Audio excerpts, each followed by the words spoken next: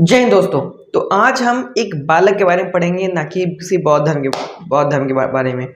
हम हिस्ट्री पढ़ते हैं, उसी हिस्ट्री को हिस्ट्री की तरीके से पढ़ेंगे। हिस्ट्री एक कहानी होती है, उस कहानी को हम कहानी की तरीके से पढ़ेंगे।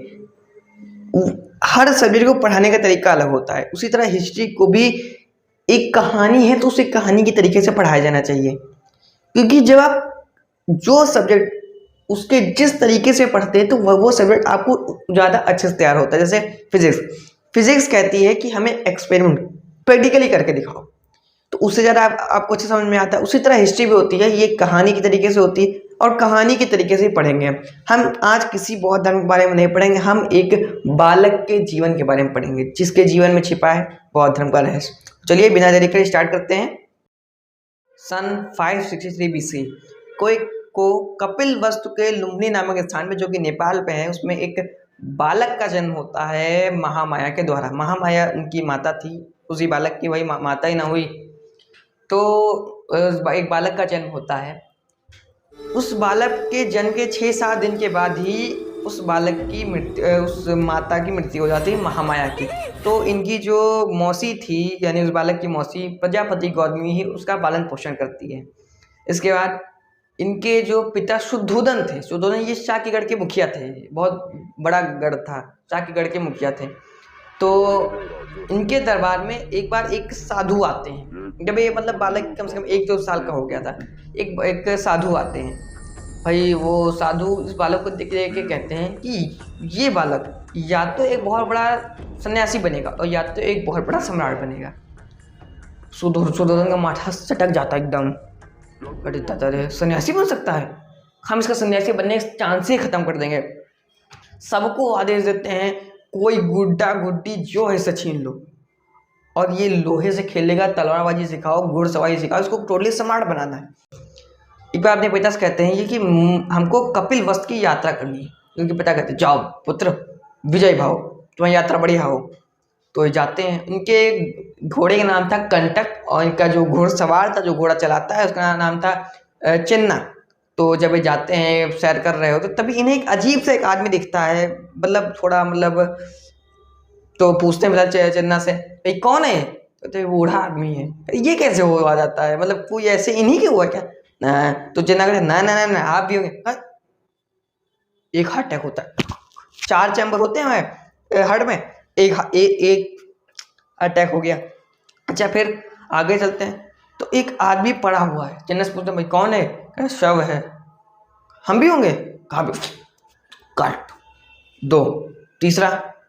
इसके बाद फिर आगे चलते हैं, देखते एक बीमार आदमी दिखता है। चिन्ना से पूछते कौन है?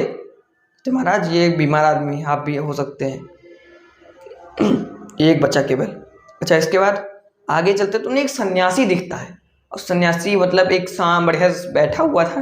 तो ये कौन है? कहते हैं चिन्ना बताते हैं सन्यासी है, इसे संसारी दुनिया से कोई मतलब नहीं है। फिर ये रथ पे जब जा ही रहे होते तो उन्हें तब समझ में आता है कि अगर मैं सम्राट बन गया तो क्या मतलब है, ये थोड़ा धन दौलत ये भोग ऐसा लेके मैं क्या करूँ, कोई मतलब नहीं है इसका। लेकिन उसके बाद ये इनके पिता होते जब मालूम पड़ता भाई अरे अरे अरे इसका घूम के आया है, पूरा दिमाग खराब कर दिया हमारा। तो ये क्या करते हैं, इसका विवाह करा धरा नामक एक महिला से 16 वर्ष की अवस्था में इनका विवाह करा देते हैं और उनसे उत्पन्न पुत्र का नाम था राहुल। लेकिन फिर भी नहीं माने और 29 वर्ष की अवस्था में अपने पिता शुद्धोधन की आज्ञा लेकर ये गृह त्याग देते हैं, और जिसे बौद्ध ने महाविनिष्क्रमण कहा जाता है। ये सारनाथ में जाते हैं, सारनाथ में अपने उपदेश देते हैं। सारनाथ में जाते हैं, ये समाधि में बैठ जाते हैं और समाधि में बैठकर ये ज्ञान की प्राप्ति करने मतलब ज्ञान प्राप्ति के लिए समाधि में बैठ जाते हैं। लेकिन लंबे समय तक ये पूजा करते हैं, लेकिन ये ज्ञान की प्राप्ति नहीं होती है। उसके बाद एक आगे से महिला जा रही होती है, इन्हें देखती मतलब रोज देखती, बहुत लंबे समय बैठे, रोज समाधि में बैठे रहते हैं। समझाती है इनको कि वीणा को इतना ज़्यादा भी मत खींचिए कि वो टूट जाए, और इतना कम भी मत खींचिए कि वो बजे ही ना। तब इन्हें समझ में आता है कि हाँ भाई बात तो सही है, बात में दम है। तो इस सारनाथ छोड़ के बोधगया जाते हैं और बोधगया में सिस्टमेटिक ढंग से समाधि में बैठते हैं, पूजा अर्चना करते हैं। पूजा अर्चना केवल समाधि में बैठते हैं, क्योंकि बौद्ध धर्म में ये ईश्वर भी को माना ही नहीं गया, तो फिर क्या कर सकते हैं। समाधि में बैठते हैं एक सिस्टमेटिक ढंग से समाधि में बैठकर ये ज्ञान की प्राप्ति करते हैं। और वैशाख पूर्णिमा की रात 6 वर्ष की कठिन तपस्या के बाद निरंजना या फाल्गु नदी के किनारे पीपल वृक्ष के नीचे इन्हें ज्ञान की प्राप्ति हो जाती है। बोध गया बिहार में फिलहाल इस समय गंगा के नीचे है, यानी कि नॉर्थ में है, सॉरी साउथ में। अच्छा, तो इसके बाद ज्ञान की प्राप्ति हो जाती है। इसके बाद ये सारनाथ में उपदेश देने जाते हैं। उपदेश देखिए ज्ञान का प्रचार करना होता है। जैसे कि हम मतलब ये ज्ञान नहीं, फिजिक्स केमिस्ट्री वाला ये सब ज्ञान नहीं। जैसे कि हमने आपको बताया झूठ मत बोलो, तो हमने आपको ये उपदेश, अब वो भाई थोड़ा ऊंचे लेवल के होते तो थोड़ा और नेक्स्ट लेवल का उपदेश देंगे। उपदेश उन्होंने पहले सारनाथ में अपने मित्रों को दिया। उसके बाद ये श्रावस्ती चले आए। श्रावस्ती में ही इनकी भेंट उंगली माल डाकू से हुई। उंगली माल डाकू भाई देखता है इनको, कहता है वो उंगली काट के और उसकी माला बना के पहन लेता था, जिस कारण इसे उंगली माल डाकू कहा जाता है। तो भाई वो देखता है और एक आदमी आ रहा है, आज हमारी सेंचुरी पूरी हो जाएगी। 99 उंगली बांध के पहन चुका था। उसकी माता भी अब उससे मिलने नहीं आती थी उंगली माल की कि भाई सेंचुरी बनाए चक्कर हमारी उंगली ना काट डाले। कोई उस गली से गुजरता ही नहीं था। माता बुद्ध को मालूम नहीं था। वो गुजरे तो उंगली माल डाकू उतरा, भैया मजा आ गया। तुमको डर नहीं लग रहा? माता बुद्ध शांति से खड़े। डर, माता बुद्ध ने कहा, डर मुझे नहीं लग रहा, डर तुम्हें लग रहा है। डर तुम्हें लग रहा है कि तुम किसी भीड़ भाड़ वाले इलाके में नहीं जा सकते हो। मैं जा सकता हूँ, कोई दिक्कत की बात नहीं है। तुमको मालूम है, तुम जाओगे तो धड़ के थूरे जाओगे। तो इसे थोड़ा बहुत उपदेश देते हैं। कहते हैं आ जाता उंगली माल डाकू महाराज, आप ही हैं। तो भाई उनका शिष्य बन जाता है फिलहाल महात्मा बुद्ध का। उसके बाद ये श्रावस्ती में सर्वाधिक उपदेश देते हैं। तो आपको इतना समझ में आ गया होगा, इतनी कहानी समझ में आ गई। अब आप इसी चीज के बाद बोर्ड पे नजर डाल लीजिए। तो अच्छा, जैसा कि हमने आपको बताया था 563 BC में कपिलवस्तु को लुम्बिनी नामक स्थान पर जन्म। माता महामाया, पिता शुद्धोधन साकीगढ़ के मुखिया थे। उनके बचपन का नाम सिद्धार्थ था। मौसी यानी फिर सौतेली माता, बाद में शुद्धोधन ने इनसे विवाह कर लिया था जिससे इनका पालन पोषण आसानी से कर सके। प्रजापति कौन थी? पत्नी यशोधरा, बेटा राहुल, और 19 वर्ष की अवस्था में गृह त्याग दिया। सारनाथ में गए थे और वीणा बजाने वाला इंसिडेंट आपको बता चुके हैं। बौद्ध गया, ज्ञान प्राप्ति कर करी। 6 वर्ष की कठिन तपस्या के बाद निरंजना नदी के किनारे पीपल वृक्ष के नीचे ज्ञान की प्राप्ति हो गई वैशाख पूर्णिमा की रात को। महात्मा बुद्ध, उसके बाद ये महात्मा बुद्ध कहलाए। अभी तक ये सिद्धार्थ है। ज्ञान प्राप्ति के बाद ही महात्मा बुद्ध कहलाए। महात्मा बुद्ध का अर्थ होता है ज्ञान संपन्न व्यक्ति। और इसके बाद सारनाथ में इन्होंने प्रथम उपदेश दिया। उसके बाद श्रावस्ती में इन्होंने सर्वाधिक उपदेश दिए। यहीं से इन्हें उंगली माल डाकू की भेंट हुई थी। आपको इतना समझ में अच्छे से आ गया होगा। तो अच्छा, अब हम आगे देखते हैं दोस्तों। अब इसके बाद क्या था? इसके बाद जो महात्मा बुद्ध ने अपने जब उपदेश देना शुरू किए, उसके उपदेश पाली भाषा में थे महात्मा बुद्ध के। तो एक बार वो एक स्टेशन पे बैठे हुए थे। स्टेशन पे एक लड़का आया और उन्हें खूब गाली देने लगा। कम से कम 1 घंटे 2-3 घंटे से गाली दी, खूब गाली दी, उल्टा दिया, मतलब कोई कसर नहीं रखी। उसके बाद माता बुद्ध ने उसने पूछा कि मतलब उस बालक का नाम आनंद था। उसने माता बुद्ध से पूछा, मैं आपको इतने से गाली दे रहा हूँ, असर नहीं पड़ रहा है, कब मुझे क्या असर पड़ेगा? एक चीज़ बताओ, अगर मैं तुम्हें कोई चीज़ दूँ और तुम उसे ना लो तो वो चीज़ किसकी हो जाएगी? कहा आपकी हो जाएगी। तो कहा बस वही बात है, तुमने मुझे गाली दी, मैंने नहीं दी, किसकी हो गई? अरे सेम उंगली माल डाकू वाली बात, आप ही हैं, हम आपके शिष्य बन गए। तो इनके जो प्रथम शिष्य थे वो थे आनंद। ये जो प्रथम शिष्या थी, सॉरी, इनके जो मनपसंद शिष्य बन गया आनंद। और इनकी जो मनपसंद शिष्या थी वो थी उपाली। देखिए, आनंद के कहने पर ही महात्मा बुद्ध ने महिलाओं को एंट्री दी थी। और उन्होंने कहा था कि अब महिलाओं को एंट्री देने के बाद, बौद्ध धर्म में एंट्री देने के बाद उन्होंने कहा कि अब यह बौद्ध धर्म ज़्यादा समय तक नहीं चलेगा। अच्छा, इसके बाद इसी जब इन्होंने महिलाओं को एंट्री दी तो उसी में इनकी जो मौसी थी प्रजापति गौतमी सबसे पहले आके लपक पड़ी, हाँ हम पहले आपके शिष्य बनेंगे, आगे लपक पड़ी। तो पहली प्रथम शिष्या बन के प्रजापति गौतमी। और आम्रपाली भी थी, दूसरी थी आम्रपाली। और प्रथम पुरुष थे तपस्सु। और मल्ली भी हैं, लेकिन मल्ली का कोई ज़्यादा कोई पूछता नहीं मल्ली को, मतलब पूछता ही एक तरीके से देखे तो। और महात्मा बुद्ध ने 4 आर्य सत्य दिए। इसमें क्या है? दुख समुदाय, दुख निरोध गामिनी।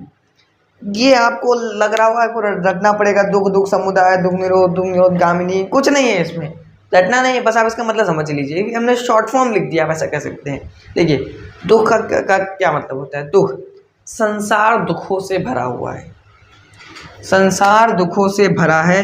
दुख समुदाय, हर दुख के पीछे एक कारण है, कारण के पीछे इच्छा है, और इस इच्छा को खत्म किया जा सकता है अष्टांगिक मार्ग से। अष्टांगिक मार्ग क्या है?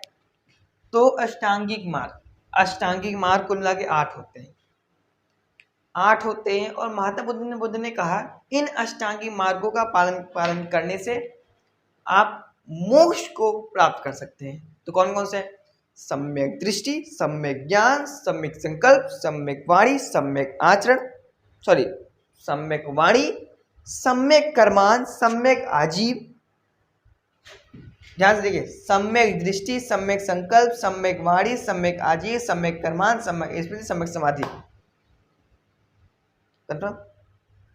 आप एक बार इसको मन में बस समझ लीजिए।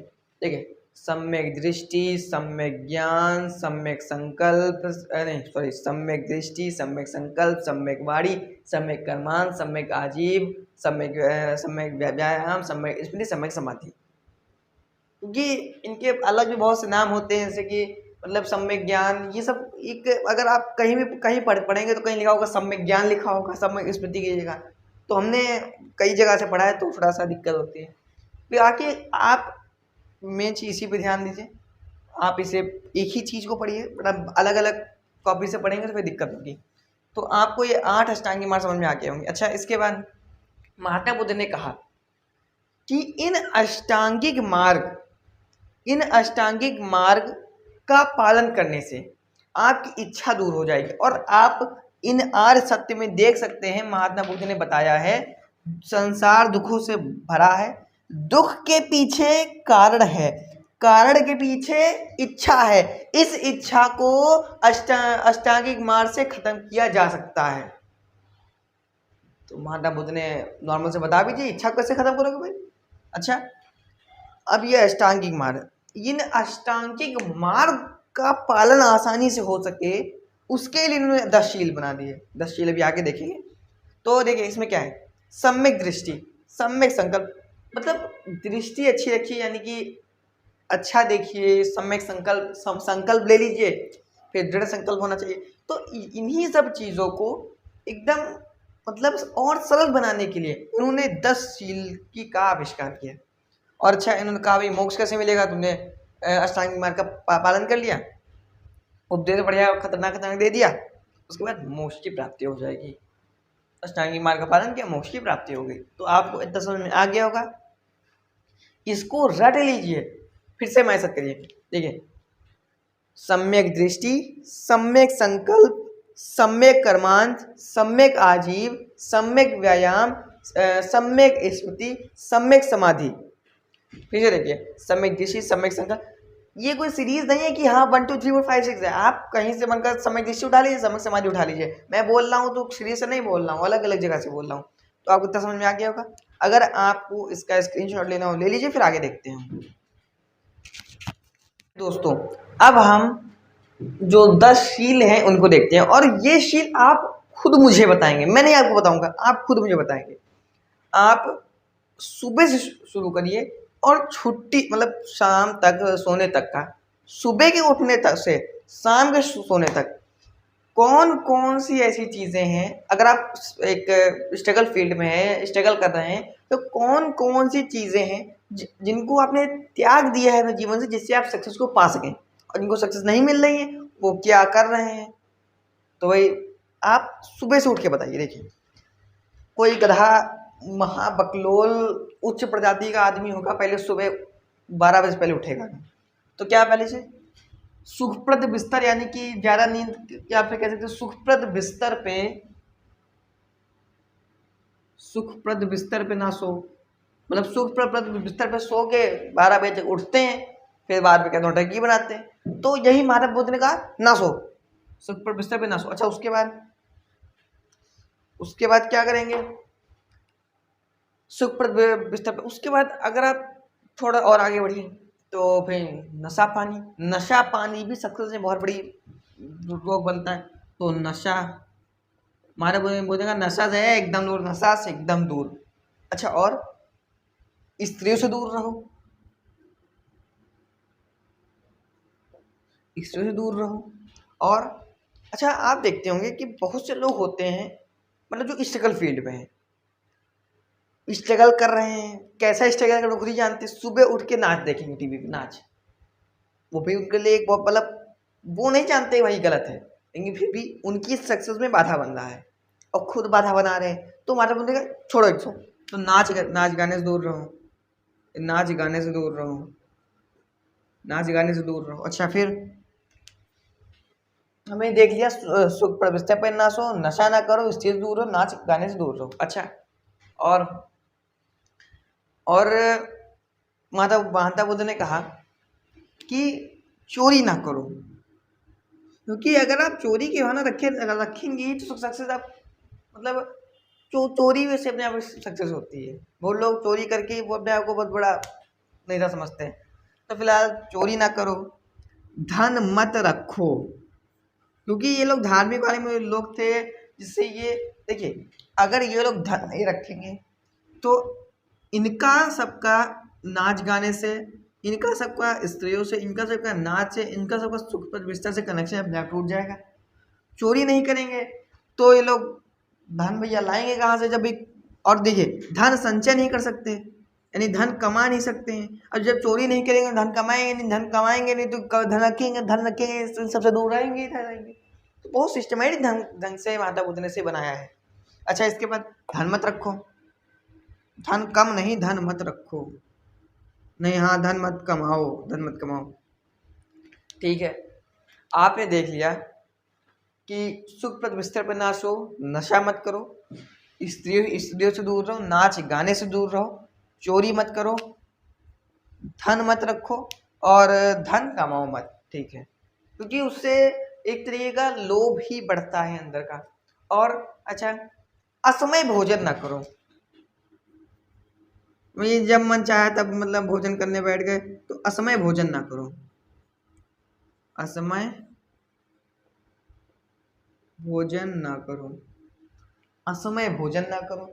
और सबसे बड़ी चीज, सबसे बिगेस्ट चीज जो आप जैन धर्म में भी देख कर आए हैं, हिंसा मत करो,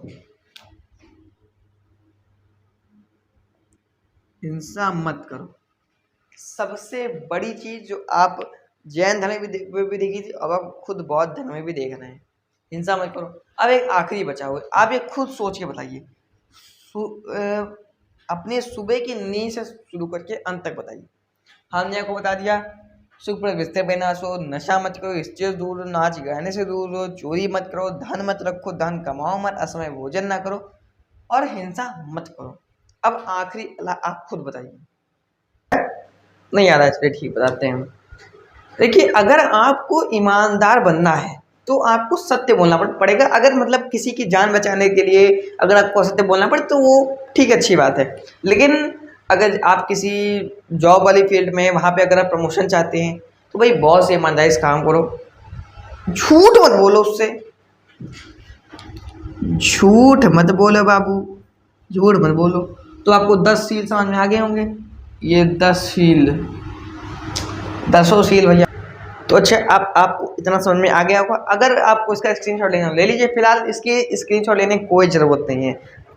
अपने सुबह के दिन से, सुबह के उठने से रात के सोने तक पूरा बायोडाटा है इसमें, तफसील में कौन कौन सी चीज़ें आपके सक्सेस में टांग अड़ाती हैं। तो अब महात्मा बुद्ध एक बार पावापुरी उपदेश देने गए, तो पावापुरी में आप याद करिए, महावीर स्वामी ने भी अपना अंतिम उपदेश दिया था पावापुरी में। अच्छा, जब महावीर स्वामी ने अपना अंतिम उपदेश दिया था पावापुरी में, यानी पावापुरी में जैन धर्म को मानने वाले लोग ज़्यादा होंगे। अच्छा, जब महात्मा बुद्ध पहुँचे पावापुरी पहुँचे, तो भाई वहाँ पे ये चंद्र भैया टुको देखा, हाँ बौद्ध धर्म का है, हमारे यहाँ आ गया है, तो क्या करता है, इनको जहरीला मशरूम खिला देता है। ये चंद्र ने जहरीला मशरूम खिला देता है, जिस कारण महात्मा बुद्ध की तबीयत बहुत ज़्यादा बिगड़ जाती है। लेकिन फिर ये धीरे मतलब कि सोचते हैं सही हो जाएगी 1-2 दिन में। तो फिर अंतिम जगह उपदेश देने आते कुशीनार में, वहीं बहुत ज़्यादा तबीयत बिगड़ने के कारण इनकी मृत्यु हो जाती है। इनके शरीर 483 BC में इनकी मृत्यु हो जाती है कुशीनार में। इनके शरीर को 8 टुकड़ों में बांटकर अलग अलग स्थान पर बांटा जाता है, अलग अलग स्थान पर रखा जाता है। इसे अष्ट महास्थान कहा जाता है। उन्हें मतलब स्तूप भी बनाए गए हैं इसी पे। तो फिलहाल हम अभी आगे देखेंगे। मठ जो इनके अष्ट महास्थान हैं, ये काफ़ी ऊंचे ऊंचे बनाए गए हैं और इन्हें मतलब मठ भी कहते हैं अष्ट महास्थान को। तवांग मठ है, ये अरुणाचल प्रदेश में है और ये दूसरा सबसे बड़ा मठ है विश्व का सबसे बड़ा बौद्ध मठ तवांग मठ है। और विश्व का सबसे बड़ा मठ तवांग मठ दूसरा सबसे बड़ा मठ है। और सबसे बड़ा मठ जो कि तिब्बत की राजधानी लहासा में है, पोतला मठ सबसे बड़ा मठ है। अच्छा, इसके बाद एक चीज़ बताइए, अभी तक तो महात्मा बुद्ध भाई जैन अपने धर्म में लोगों को एंट्री दे रहे थे। अब महात्मा बुद्ध निपट गए, महात्मा बुद्ध को महापरिनिर्वाण की प्राप्ति हो गई। देखिए, अगर किसी को मोक्ष की प्राप्ति हो जाती है तो उसे कहते हैं हम मतलब अगर कोई नॉर्मल बौद्ध धर्म का है तो उसे कहेंगे निर्वाण भाई, लेकिन एक विशेष व्यक्ति के लिए हम महापरिनिर्वाण का इस्तेमाल करते हैं वो शब्द।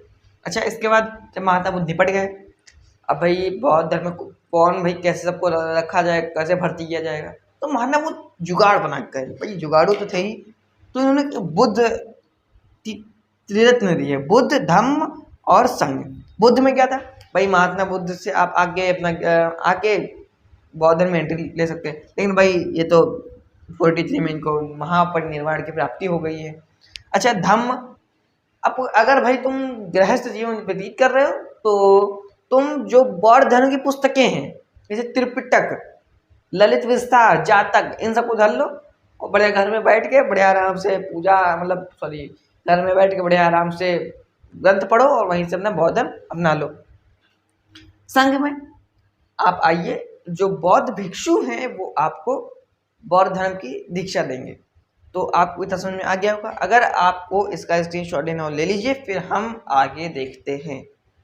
जैसे दोस्तों, अब हम जैन संगीतियों के बारे में देखते हैं। जैन संगीति क्या थी, बौद्ध संगीति के बारे में देखते हैं। बौद्ध संगीति क्या थी?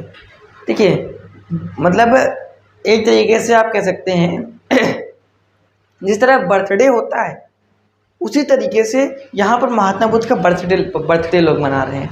यानी कि भैया अपने तरीके के बहुत साधु आए हैं, बैठ के महात्मा बुद्ध के जीवन के बारे में विचार कर रहे हैं। महात्मा बुद्ध और बौद्ध धर्म के क्या कोई परिवर्तन लाना है, फिर कैसे क्या जो भी नियम कानून है जो भी है ये संगीति में होता है।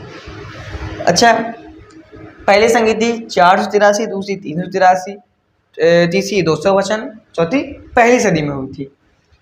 अब इसमें पढ़ाने की कोई ज़रूरत है ही नहीं।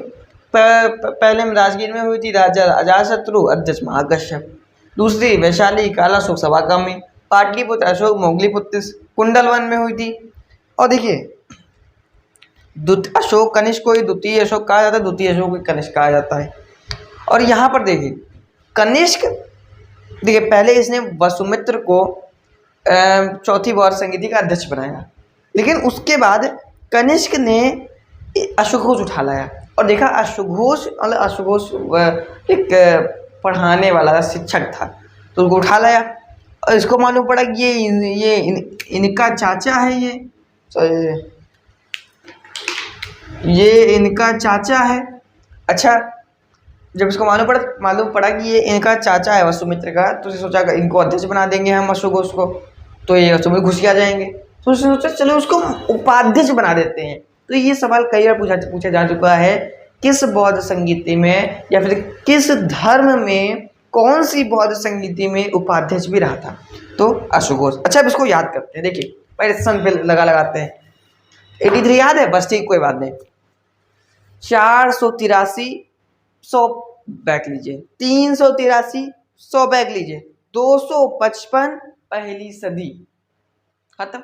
पर दो देखिए 483 याद है कि 483 383, उसके बाद और बैक लीजिए 255, फिर एकदम ही लो पर आ जाइए 1 पे, पहली सदी।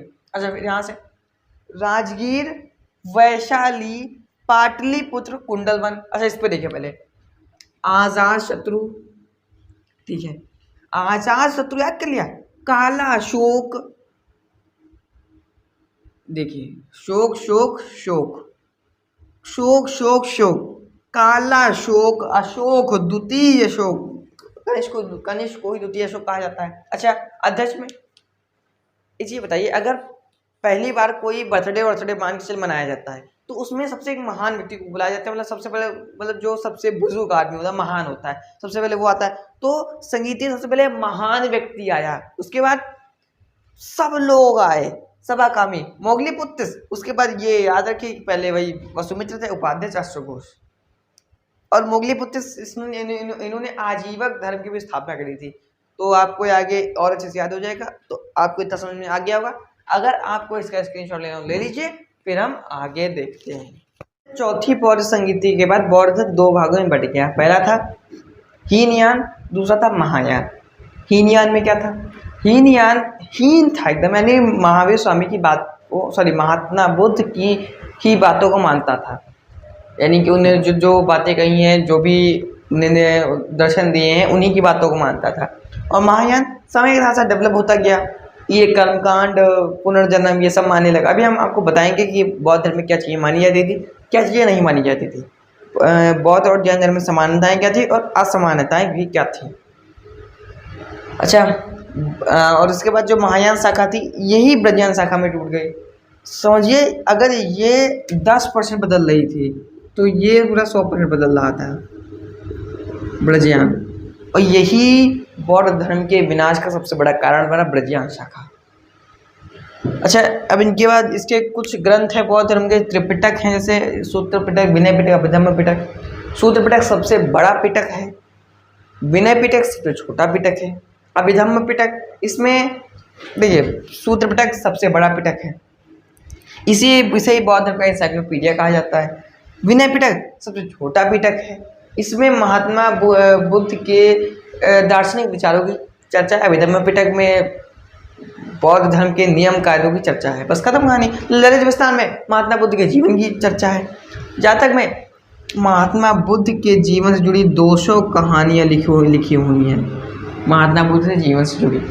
तो अगर आपको इतना समझ में आ गया होगा, अगर आपको इसका स्क्रीनशॉट लेना हो ले लीजिए, फिर हम आगे देखते हैं। अच्छा, तो अब हम आपको जैन धर्म और बौद्ध धर्म दोनों पढ़ा चुके हैं सब। अब आप बताएंगे जैन धर्म में क्या समानताएं थी, क्या असमानताएं थी। देखिए, पहले हम असमानताएं देखते हैं। देखिए, नॉर्मल सी बात है, आपने जैसे देखा जैन धर्म में तीर्थंकर हुए थे, तीर्थंकर, और बौद्ध धर्म में तीर्थंकर नहीं हुए हैं। नॉर्मल सा है, बहुत आसान है। जैन धर्म की भाषा प्राकृत थी, बौद्ध धर्म की भाषा पाली थी, ठीक। जैन धर्म की भाषा प्राकृत, बौद्ध धर्म की भाषा पाली थी, ठीक है। जैन धर्म में नियम कठोर थे, भाई संलेखना विधि हलवा थोड़ी ना, वो भी ब्रह्मचर्य, भाई आजकल की 99 पीढ़ी सोचे ही ना। अच्छा, इससे कठोर थे, इसके आसान थे। इसमें महिलाओं को एंट्री नहीं थी, महिला एंट्री नहीं थी, केवल दिगंबर वाले में थी ना, श्वेतांबर में तो थोड़ी ना थी। जब वो दोनों में नहीं थी तब पूरा धर्म बना ही नहीं, और जब पूरा धर्म बना ही नहीं तो फिर कहाँ। पर दिगंबर तो केवल जैन धर्म का अंग था, श्वेतांबर भी अंग, ये दोनों अंग मिल गए बन गया जैन धर्म। भाई बाद में लास्ट में टूटी थी। आप जैन धर्म का पूरा वीडियो देखिए, अच्छे समझ में आ जाएगा आपको। अच्छा, इसमें महिलाओं को एंट्री थी, इसमें नहीं थी। इसमें क्या था जैन धर्म में? इसमें पुनर्जन्म के कारण आत्मा को बताया गया, और इसमें इच्छा को बताया गया। इसमें पुनर्जन्म को खत्म करने के लिए, मोक्ष पाने के लिए, इसमें संलेखना विधि अपनाने को कहा गया, संलेखना। इसमें क्या क्या कहा गया? अष्टांगिक मार्ग अपनाने को कहा गया। इसमें क्या था? इसमें आपको अगर जब ज्ञान की प्राप्ति होती है तो उसमें कैवल्य कहते हैं, मतलब इसमें ज्ञान की प्राप्ति को कैवल्य कहते हैं, और बौद्ध धर्म में मोक्ष कहते हैं। अब देखते हैं समानताएं क्या थी। देखिए समानताएं, दोनों भी राजे घर से थे भाई, इनके 11 तक कुल के सरदार थे, इनके साकीगढ़ के मुखिया थे, दोनों भी राजा थे। दोनों धर्म हिंदू धर्म से टूटे थे, दोनों भी हिंदू धर्म से टूटे थे। अच्छा, जैन धर्म हिंदू धर्म से टूटा है, बौद्ध धर्म भी हिंदू धर्म से टूटा है। दोनों ने हिंसा पर बल दिया, भले मतलब दोनों लोग हिंसा नहीं करते थे, लेकिन फिर भी बौद्ध धर्म ने हिंसा पर इतना बल नहीं दिया, महात्मा बुद्ध ने, तो दोनों लोग हिंसा नहीं करते थे। अच्छा, बौद्ध धर्म में भी जैन धर्म में भी मोक्ष मिलता था, बौद्ध धर्म में भी मोक्ष मिलता था। कॉमन चीज़ें पहले बटोर लीजिए। जैन धर्म में उपदेश देते थे, बौद्ध धर्म में उपदेश देते थे। पहले कॉमन चीज़ें बटोर लीजिए भाई, जो कॉमन चीज़ें। देखिए, यहाँ तीर्थंकर थे, यहाँ पे तीर्थंकर नहीं थे। प्राकृत भाषा थी, पाली भाषा थी। यहाँ कठोर थे नियम, आसान थे। महिलाओं को एंट्री थी, यहाँ महिला एंट्री नहीं थी। यहाँ आत्मा को कारण बताया गया, यहाँ इच्छा संलेखना, यहाँ अष्टांगिक मार्ग वही खत्म करने के लिए आत्मा इच्छा नौटंकी नाटक, कैवल्य मोक्ष। अच्छा, असमानताएं भाई, दोनों राजा थे, हिंदू धर्म से ही धर्म टूटा था, हिंसा नहीं करते थे लोग। मोक्ष भाई, इससे जैन धर्म से मोक्ष मिलता था और ये बौद्ध धर्म से मोक्ष मिलता था। उपदेश दोनों दे देते थे। आपको इतना समझ में आ गया होगा। अब कल के टॉपिक में हम नया टॉपिक देखेंगे, तब तक के लिए जय हिंद, जय भारत।